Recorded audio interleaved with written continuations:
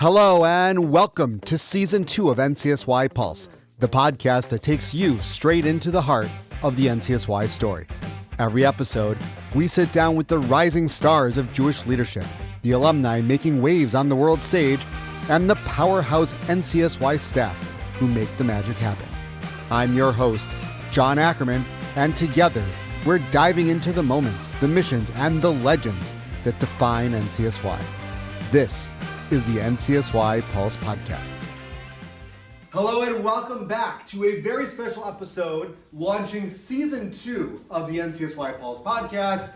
My name is John Ackerman. I have a very special guest. We are live today at the Southwest StaffCon, the Southwest region of NCSY.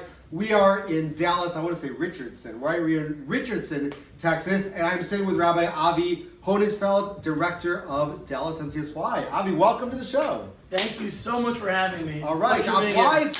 Yeah, there we go. There we go. So this is actually kind of like a really fun moment for me because when Karen Steinberg, Regional Director of Southwest NCSY and also friend of the show, told me that we were going to come down here, and she said, "Do you know Rabbi Honigsfeld?" I said, "I have no idea who he is." And she said, "Oh, he's from the Five Towns." And my connection was, oh, is he related to Dalia Honigsfeld, advisor extraordinaire? So I'll give you a little bit embarrassing. I think when I was texting with her beforehand, she's like, just make sure you don't mention me.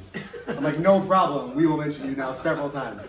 And your sister, behind your back, was raving about you and sending me multiple voice notes, multiple voice notes, telling me about the incredible things you're doing. So Rabbi Honigsfeld, give us a little background.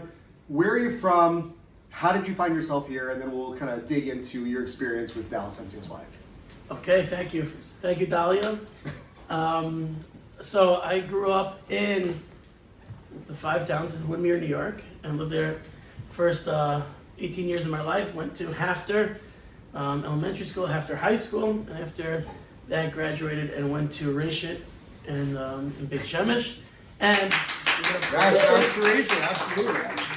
And after 2 years in Israel, spending two gap years there, went to near Israel Rabbinical College in Baltimore for a long time, 7 years. And while I was there, I got a master's of counseling from Johns Hopkins, and got married in between there. And my wife, Ariella Honigsfeld, Drang from Lawrence, and we made the decision in 2012 to come and join the great data Colo in Dallas, and we've been in Dallas ever since 2012.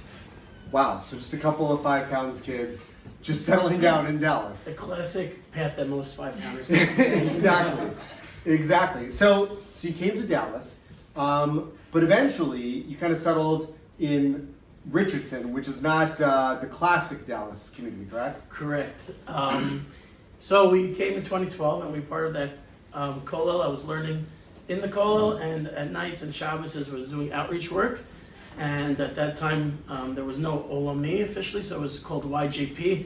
Dada had a big program called YJP. Over 300 students would come to different programming. And this was college-aged students and post-college age. And my wife and I got involved, and we naturally built up a lot of relationships with the older singles.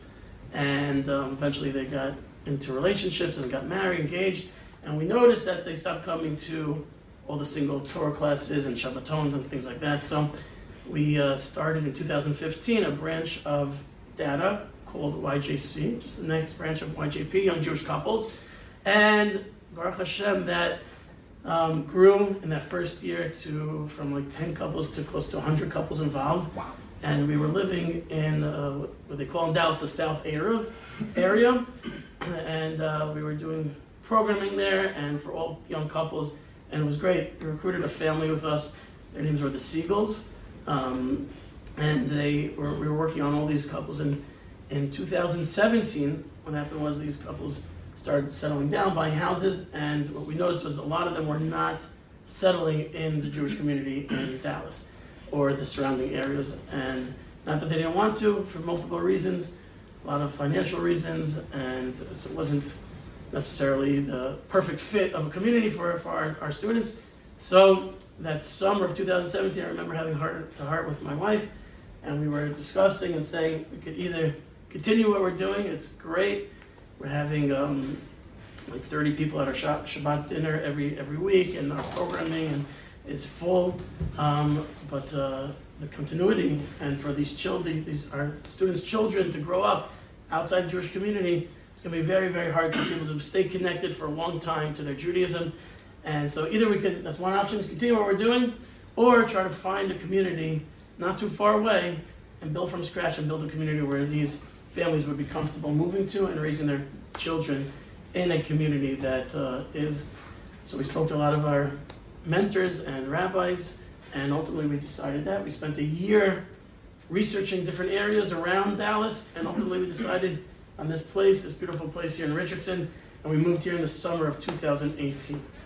And at that time we had 4 families that came with us, and we've been here ever since doing our thing. Beautiful. I mean, my experience in Richardson so far has been phenomenal. I was telling Karen on my way here, even the Uber driver here in Dallas and Richardson was so nice and so sweet. She gave me her resume because she wants to work for NCSY, which I thought was very interesting. So let's shift gears a little bit. So you got the 5 towns background. You went to Ner Yisrael. You come out here. You're working with a kollel. You're starting a new community. So you really are an entrepreneur, a Jewish communal entrepreneur, I guess we could say, in so many ways.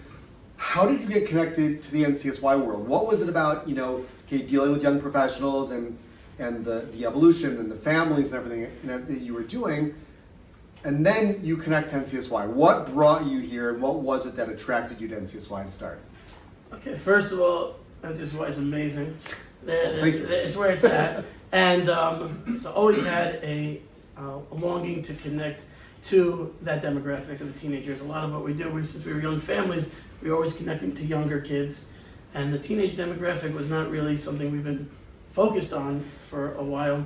And when I first came here, actually Rabbi Kellner, who yes, shout Rabbi Kellner, yeah, was at that time transitioning out of the kollel. Actually, I think I took his spot in the Dallas kollel, and he was running NCSY, and I just saw all the amazing work that he was doing, and we've been very good friends for the last 13, 14 years, and saw all the amazing things that NCSY has been doing here and being involved on a little bit, and even a couple years ago, I reached out to Karen to see if I could get involved.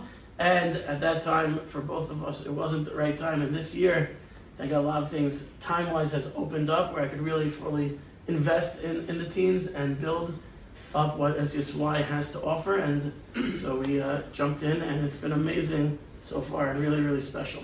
Beautiful. Now, I think people from the outside, people look at NCSY, and I think it's a well-known organization, it's a beloved organization with a great reputation, and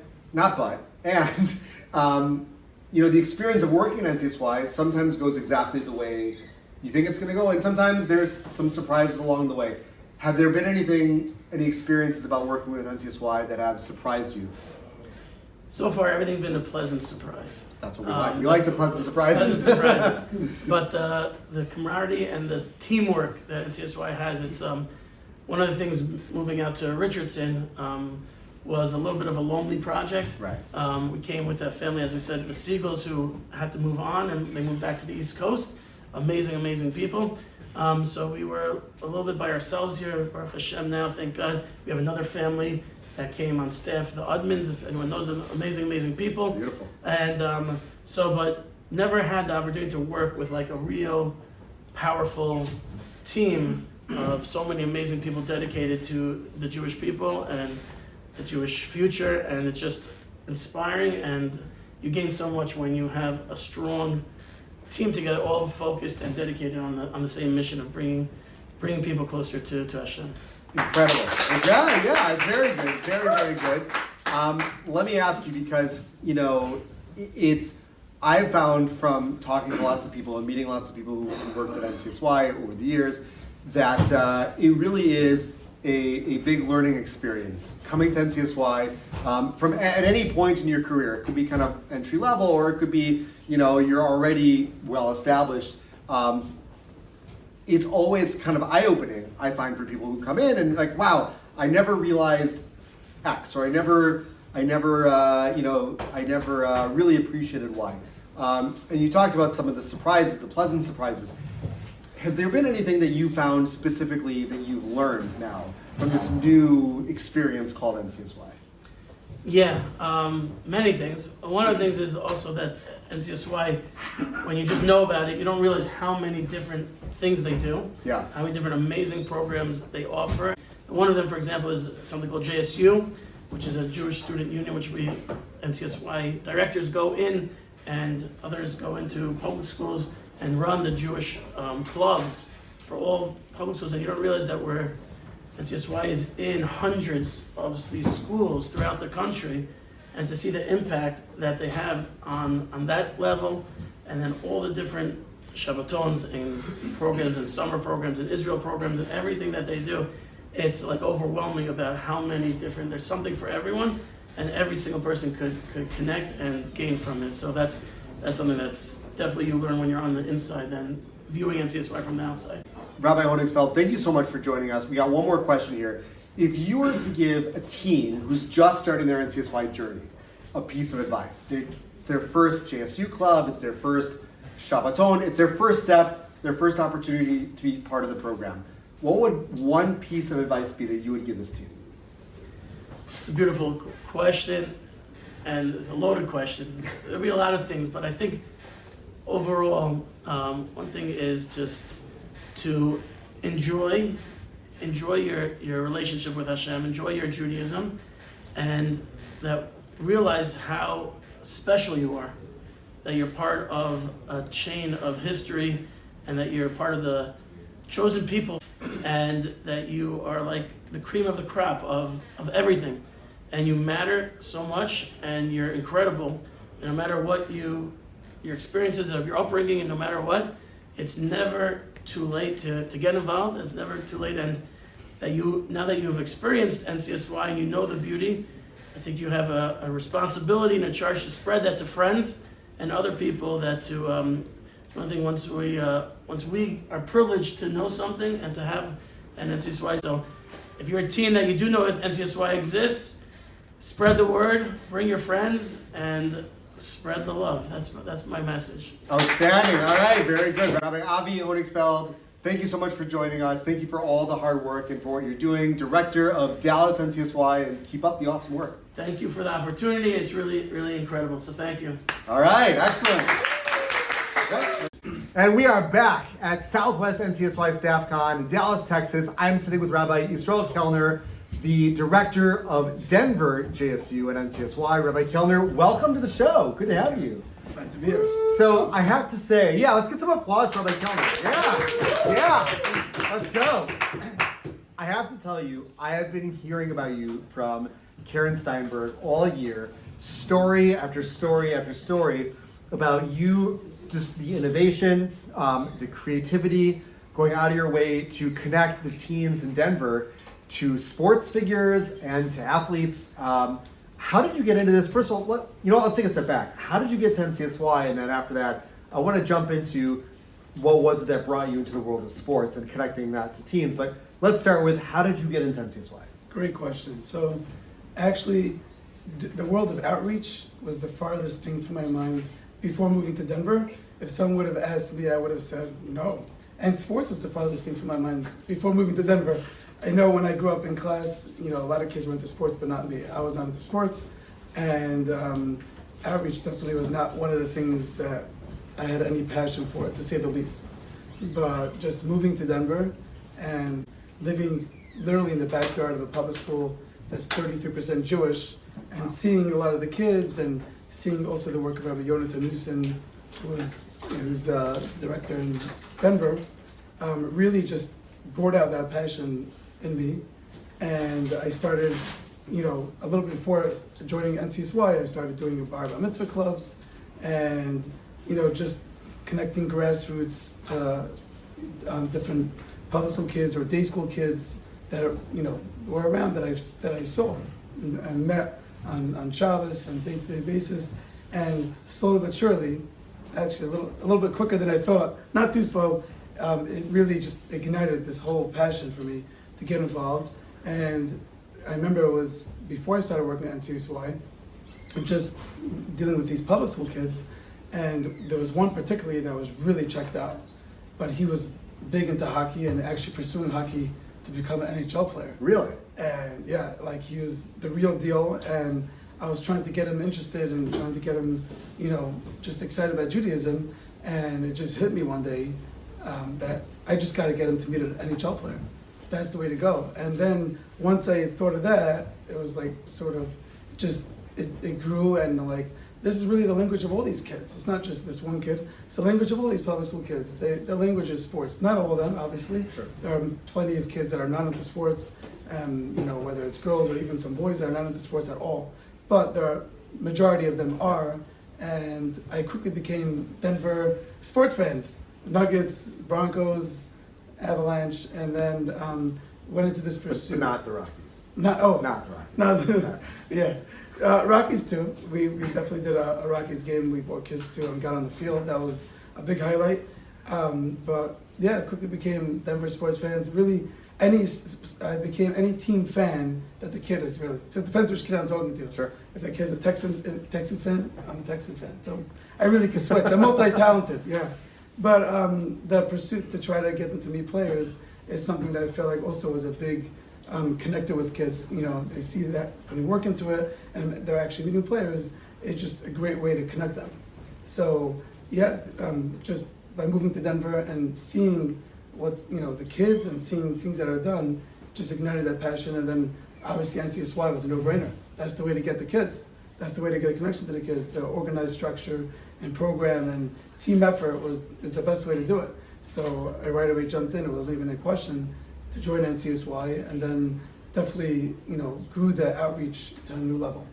Outstanding. Now, I've heard about the connections to the athletic community, and like I said before, I love the creativity and the innovation to go out and say, okay, we need to meet these teams somewhere. We need to find a way to connect to them, and what is a primary way is through sports. I think it's amazing.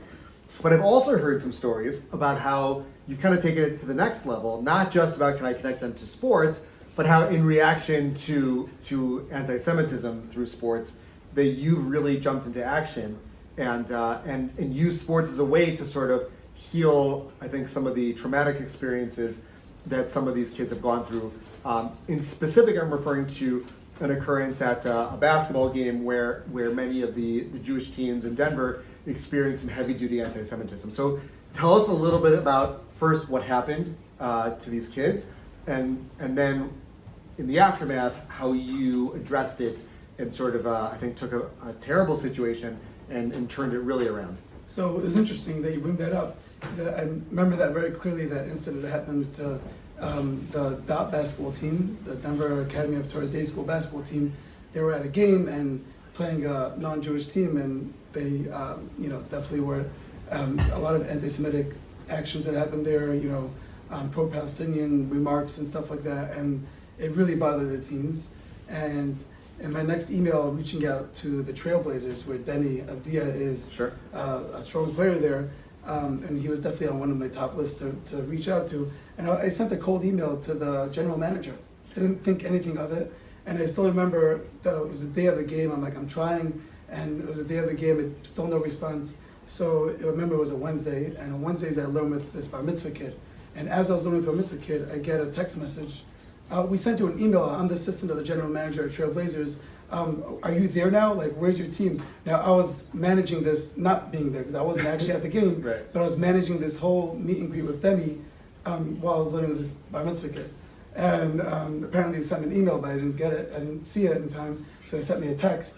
And I was, coordinating with the DOT kids, at the game, at the Nuggets game. They took them out to a special Nuggets game. At that game, the Trailblazers, they were trying to get in touch with Denny, weren't successful. I thought I wasn't successful, but the general manager, I sent them an attachment of the newsletter about the anti-Semitic story that happened, and obviously he was touched by it, and he arranged a meet and greet, and then he went for a photo and said hi to the kids, and that was very meaningful for them. And this year I actually got in touch with his agent to do it properly.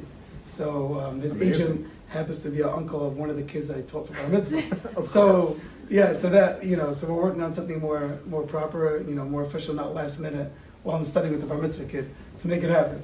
So yeah, we're definitely working on that. I love it. I love the way that you turned around a very tough situation into something really special for these kids. And I think it's really cool to say that you're, to try new things, to try things that maybe have not been tried in the past, and to take a step forward and say, look, we've got to find new ways to connect, we've got to find new ways to inspire, and really at our core, it's meeting the kids where they are, meeting the teens where they are, and then building something with them, and to say, look, we're gonna find new ways to pique your interest, because at the end of the day, it's not about what we're doing, it's about them. What are they excited about? What do they want to see? Yeah, so actually, I'd like to share. I just read a story last week, and I was like shocked when I read the story. But there was someone, Rabbi Aryeh Lemberger, who was apparently like an 8th grade Rabbi in Toronto. I think he passed away already. But towards the end of his life, he was teaching a student that was so checked out.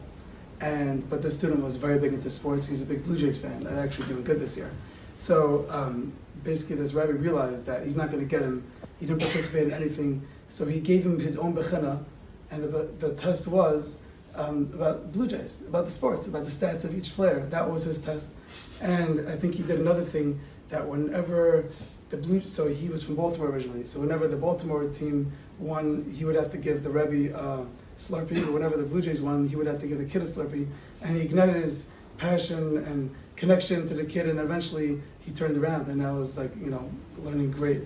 So through sports, he got him where he was at. I'm like, wow, this is great. This is what I try to do. That is a beautiful story, and you kind of hit, the nail on the head here. That and really what our core essence is we're in the business of building relationships with teens, with Jewish teens, and the idea of a Rebbe, finding a way to connect with a student, to build a relationship and understanding. It's not just about the classes and the topics, but to say, my primary concern, my primary care is building a relationship with you. And that really, I think, speaks to, what NCSY is all about.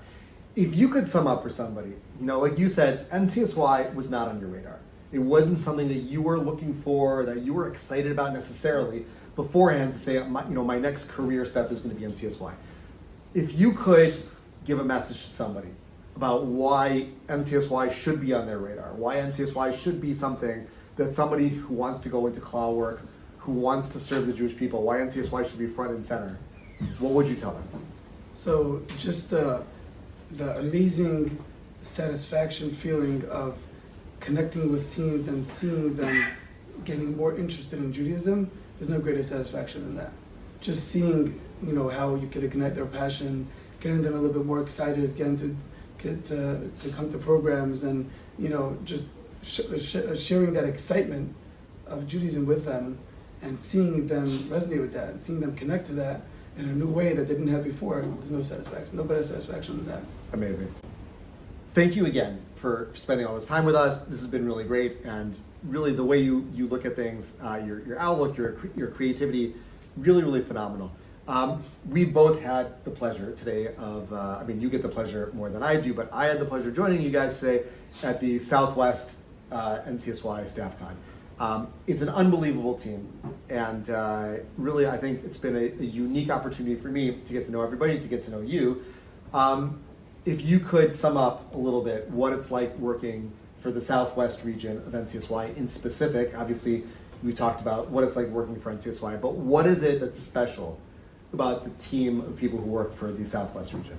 Yeah, so, just seeing the team together, everyone working together, everyone pitching in, helping each other. Whenever there's a question, there's a response, there's an answer, there's guidance, tremendous guidance, and a lot of role models to learn from and to watch them actually on site, to watch them do amazing work. There's nothing better than that. There's nothing, more stronger than to work in such a team like that. Okay, amazing. Round of applause, Rabbi Yisroel Kellner. Thank you so much for joining us. It's NCSY Pulse live on location at the Southwest Region StaffCon. Thank you very much.